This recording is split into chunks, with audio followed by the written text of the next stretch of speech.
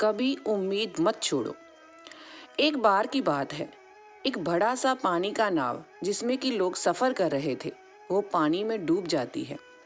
सारे लोग भी पानी में डूब जाते हैं, लेकिन उनमें से एक किसी तरह से बच जाता है। वो अपनी जान बचाते बचाते किसी तरह एक खाली टापू पर पहुंच जाता है। टापू बिल्कुल ही सुनसान होता है, वहां पर और कोई नहीं होता। वो इंसान भगवान को कोसने लगता है कि उसने उसके साथ ऐसा क्यों किया। फिर वो उस टापू के किनारे काफी दिनों तक बैठा रहता है, इस आस में कि शायद उसे कोई बचाने के लिए आ जाए। लेकिन 2-3 दिन बीत जाने पर भी उसे बचाने के लिए कोई नहीं आता। वो अपने बचने की उम्मीद पूरी तरह खो देता है। फिर वो जंगल में जाता है, कुछ लकड़ियां इकट्ठी करता है, जिसे वो अपने लिए एक छोटा सा घर बनाता है जिसमें कि वो रह सके। वो आदमी पेड़ों से फलों को तोड़कर और मछलियों को पकड़कर अपना पेट भरता है। ऐसा काफी दिनों तक चलता रहा। उस आदमी को अब अपने बचने का कोई रास्ता नहीं दिख रहा था।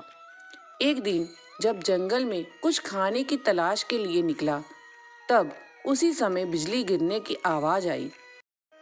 वो बिजली उसके घर के ऊपर गिरी थी, जिसके कारण उसके घर को आग लग गई।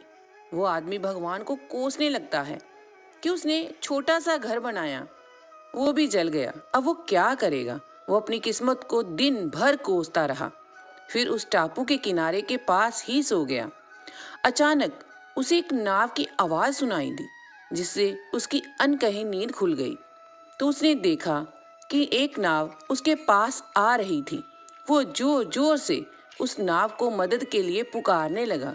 उस नाव पर सवार लोगों ने उसकी आवाज सुन ली और उसे बचा लिया। उस आदमी ने उन लोगों से पूछा कि आपको कैसे पता चला कि मैं यहाँ पर हूँ। तब उनमें से एक आदमी ने जवाब दिया कि हमने आपका धुएं का इशारा देखा था, जिसे देखकर हम आपको बचाने के लिए आ गए। तब वो आदमी सोच में पड़ गया कि उसने तो उन्हें कोई इशारा नहीं दिया था। फिर थोड़ी देर बाद सोचने के बाद उसे याद आया कि उसका घर आग में जल गया था। शायद उसी धुएं के कारण उसी को देखकर वो मुझे बचाने के लिए आ गए। ये सब जानकर वो बहुत खुश हुआ तथा उसने भगवान का शुक्रिया अदा किया। इस कहानी से हमें सीख मिलती है कि हमारी जिंदगी में मुश्किलें चाहे जितनी भी आए, हमें कभी उम्मीद नहीं छोड़नी चाहिए और भगवान पर भरोसा रखना चाहिए। अपना और अपनों का हमेशा ख्याल रखना चाहिए। कैसी लगी आपको ये वीडियो, प्लीज़ कमेंट बॉक्स में बताएं।